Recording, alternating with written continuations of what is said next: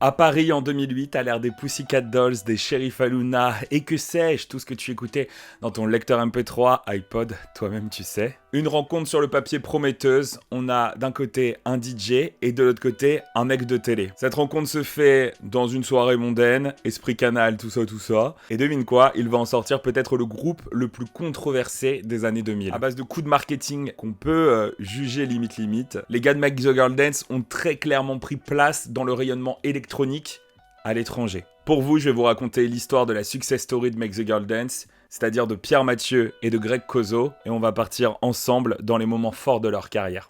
C'est Florian Moka, et bienvenue dans cette nouvelle vidéo.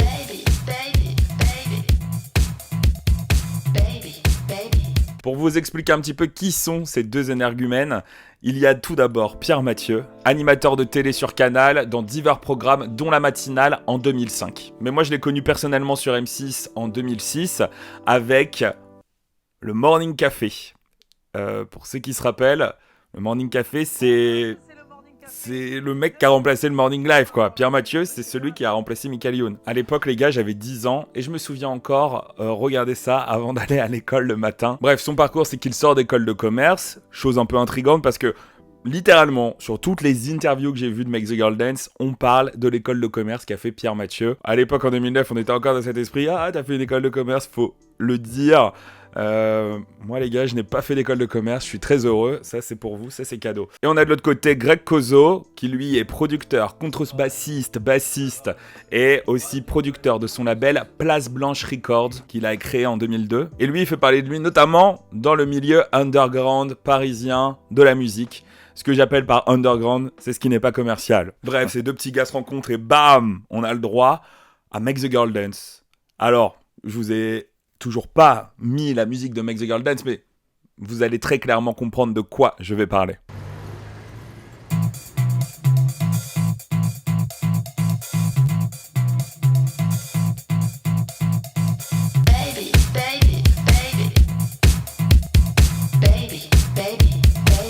Le clip Baby Baby Baby sort en 2009 et c'est le succès planétaire de fou furieux.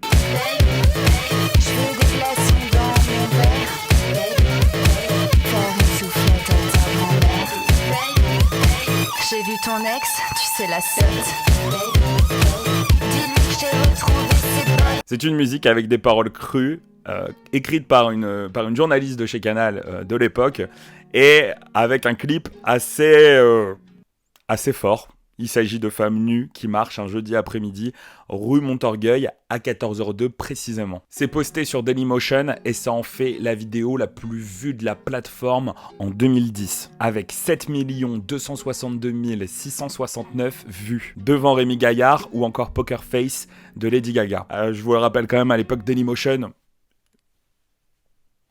on était à armes égales avec YouTube, quoi. Et voilà, le success story commence, contacté dès le lendemain par des producteurs, des tour managers du monde entier. Make the Girl Dance sont obligés de prendre, eux, un booker d'urgence pour pouvoir gérer les demandes partout en France et même à l'étranger, du coup. Pour revenir sur l'esprit de Baby Baby Baby, pour Pierre Mathieu, c'est très simple. Il a voulu un clip à faire avec zéro budget. Donc en fait, ce qui était le plus important, c'était peut-être l'esprit du clip et son originalité. Donc plutôt que de faire un clip tout moche avec zéro budget, il a préféré faire un clip hyper original.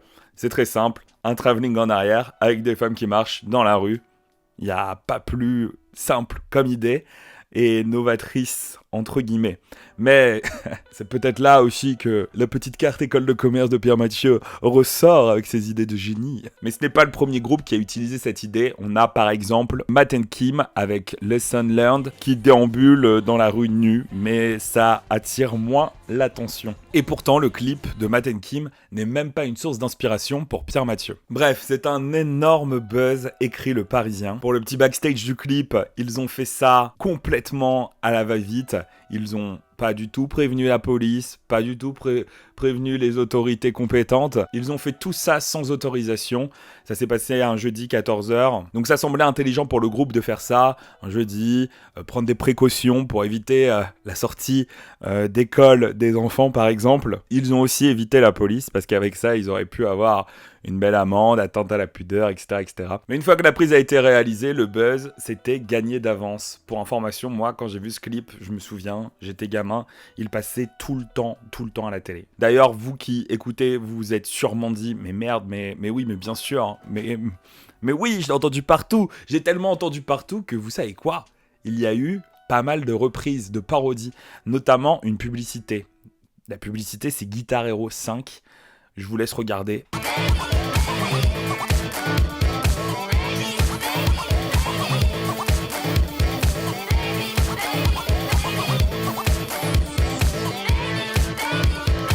Et on pouvait retrouver cette musique un peu partout dans la pop culture, notamment avec cette publicité de Victoria's Secret. Avec un titre, il a le droit de voyager partout dans le monde. C'est magique de pouvoir mixer un peu partout dans les clubs du monde entier. En France, il est invité, il est table d'honneur, il peut picoler tout ce qu'il veut, il rentre gratuitement. C'est un petit peu une vie de star qui l'amène vers lui, quoi. Et d'ailleurs, on distingue le syndrome de l'imposteur dans plusieurs interviews, par exemple celle-ci. Tiens. C'est drôle quand même cette aventure. Ouais, c'est très très bizarre, ouais. C'est très spé quoi. Surtout, je te dis, quand tu te retrouves d'un coup à partir à Munich, le mec qui t'accueille, avant tu payais pour jouer dans les clubs. Ouais, c'est dingue, hein. Ça va, vous avez tout ce que vous voulez. Enfin, ouais. C'est drôle. Champagne, s'il vous plaît. Surtout parce qu'à Paris, t'as encore, et c'est normal, l'image de la télé, c'est le mec d'M6, qu'est-ce qu'il a fait, toi. Alors que quand t'arrives dans un pays étranger, ils s'en foutent. Oui, t'es vraiment ils genre artiste French touch, tu vois. T'es là, ouais, c'est abusé quoi. Mais bon, si vous voulez, d'accord. C'est très bien. Il est bien conscient en tout cas que la musique Baby Baby Baby ne fait pas le hit en soi de l'œuvre, mais c'est plus le vidéoclip qui a permis cette popularité derrière. Alors pour revenir sur le clip, moi, deux petits moments que j'aime bien, ça parle de Sébastien Tellier, à une époque où je ne le connaissais pas encore, et ça parle de Gaspard, de Justice, voilà, donc de grosses références à la musique électronique, un peu branchouille, hashtag Deniso, hashtag Le Grand Journal, tout ce que tu veux. On est quand même sur un bon esprit Canal bien ciblé que l'on aime tant.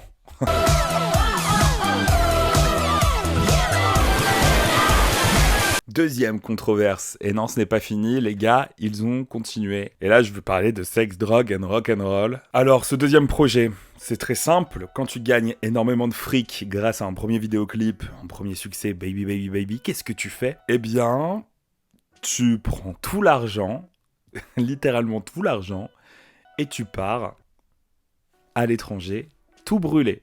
Le concept du clip, il est dingue, ça s'appelle Kill Me, et en gros, il a 30 000 €, 30 000 $, et le synopsis, il est assez dingue, c'est qu'est-ce que tu ferais si te restait plus que 7 jours à vivre, et donc, il va brûler 30 000 €, quoi. 30 000 $. Voici le clip.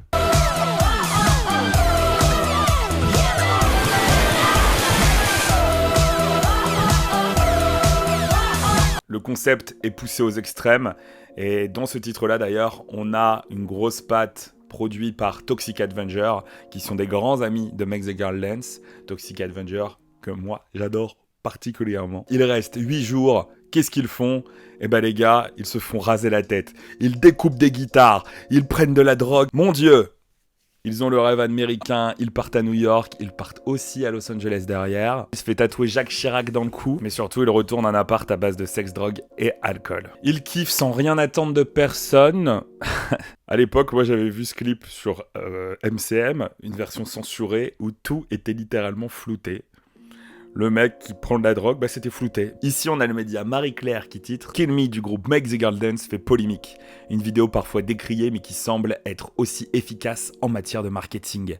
Tada! L'ex-animateur d'M6, Pierre Mathieu, en prend pour son grade, et son road movie n'a pas l'air de faire rire tout le monde. Ce qu'on pourrait surtout lui reprocher, c'est de ne rien faire d'extraordinaire avec une telle somme en si peu de temps. Et toi, tu ferais quoi avec 30 000 $? Et s'il te restait 8 jours à vivre, est-ce que tu pèterais une guitare comme lui ? Ça me fait mal.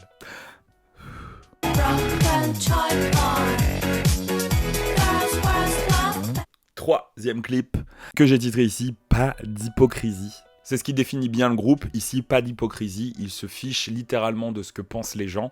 Ils foncent tout droit dedans. Et si ça peut apporter une magie en termes de marketing, eh bah let's go quoi. Ils se fichent totalement de la bien-pensance. Et on se retrouve avec ce nouveau clip, aussi bien controversé dans les grands médias, mais aussi pour les lobbies du canard du Gers. Je te laisse regarder la vidéo. This is music for animals.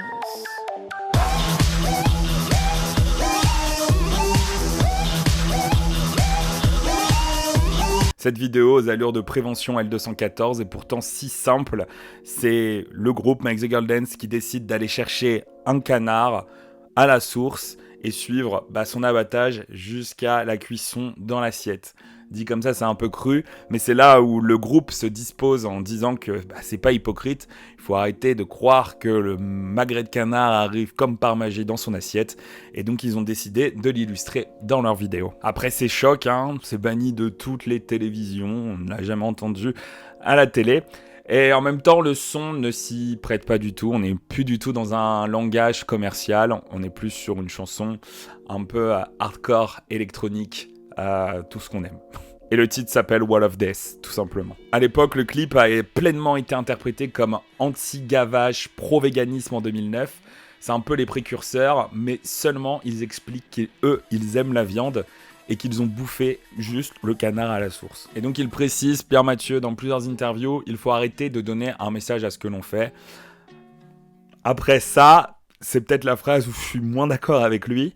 C'est vrai que quand tu commences à faire une œuvre, elle est appropriée par tout le monde et c'est normal qu'il s'en dégage des messages politiques. Qu'est-ce que vous en pensez, vous ? Dites-moi dans les commentaires. Bon, là, on a déjà 3 clips bien controversés et c'est pas terminé. Les gars, ils ont encore fait des clips qui pousse encore le bouchon. Si tu veux continuer, d'abord tu lâches ton plus beau pouce bleu, ton abonnement, ton like, et puis n'hésite pas à partager la vidéo, ça ferait plaisir.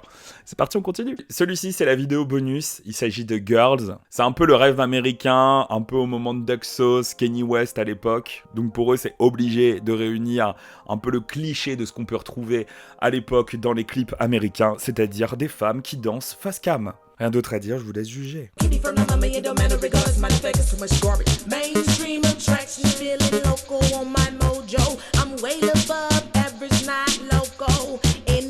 Mais le clip a une particularité, puisque vous aurez reconnu cette personne-là, juste là.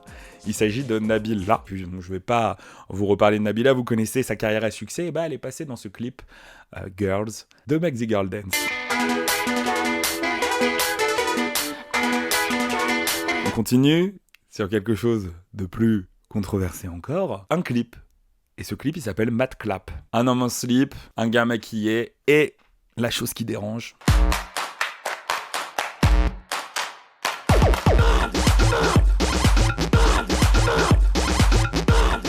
Des femmes qui se foutent des claques dans la gueule. Et Joe Star qui crie par-dessus.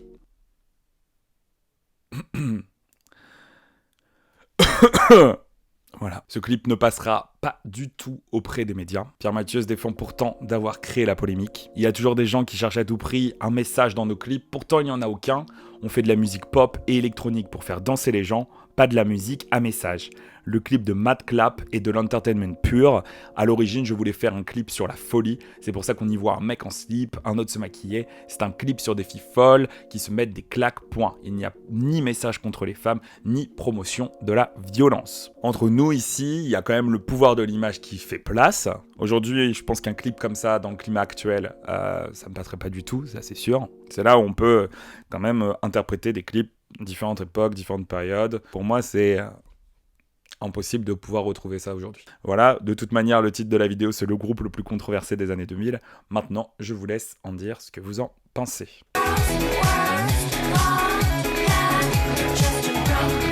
Pour reprendre de la hauteur sur le groupe Make the Girl Dance, ils ont eu une carrière de 2009 à 2015. Ils ont tourné partout dans le monde, mais littéralement partout. Allemagne, Suède, Washington, Corée, Japon, Chine, et on dénombre à peu près 140 dates officielles sur Songkick. Ils ont donc 2 albums à leur actif, le premier sorti en 2011, Everything is Gonna Be Okay in the End, et l'autre Extra Ball, sorti en 2015. La musique est pop, électro, hard, c'est ce melting pot qui donne une saveur spécifique à ce qu'ils entreprennent. Ce n'est pas non plus un succès commercial, puisqu'après 2015, ils ont arrêté, mis de côté leur carrière, en tout cas avec Make the Girl Dance, mais ça reste quand même une très très belle histoire pour deux types rencontrés au cours d'une soirée à Paris. Le musicien Greg Kozo et le fameux mec de télé Pierre Mathieu. On continue sur une note délicate. Sur l'album Extra Ball, on peut retrouver 2 clips. Un qui s'appelle tout simplement Yeah Yeah. Ce clip-là, je l'aime beaucoup, très intuitif, pas choquant, rien du tout. C'est simplement une balle rebondissante qui est... T'es prêt? Ouais. Bah, je te l'envoie. Ok. Quando tu mi chiedi dove sono stata ieri, son rimasta a casa. Qui est lancé de Los Angeles et qui arrive à New York. Et on voit la balle faire le parcours. C'est ludique, c'est drôle, c'est sympa. Moi, j'aime beaucoup. Et il y a un autre clip où on peut retrouver les deux compères en poupée, tout simplement. Donc celui-ci, il est un petit peu plus creepy. On les retrouve en poupée de cire et on les retrouve chez une femme qui prétend être enceinte des deux gars. Et au final, elle accouche d'un bébé silicone. On peut même dire que le clip fait un peu l'actualité avec les rapports entre les hommes et les poupées en silicone. Et moi, je voulais aussi parler de ce groupe, puisqu'on parle depuis tout à l'heure vraiment de leur langage un peu marketing.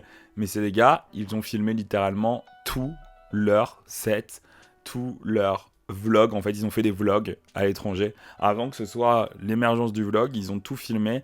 Et tout ça, c'est disponible sur Dailymotion. Et c'est assez sympa à regarder. C'est ça qui pue dans le... Ah, that's what it does. Like, but it's a pig, you know? You see the pig?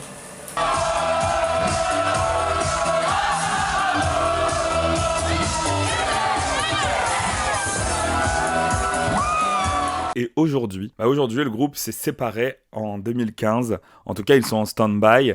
Et d'un côté, on a Greg Kozo qui vient de sortir un EP, The Story of Rita Foltoiano, voilà, qui vient de sortir, avec ce clip notamment.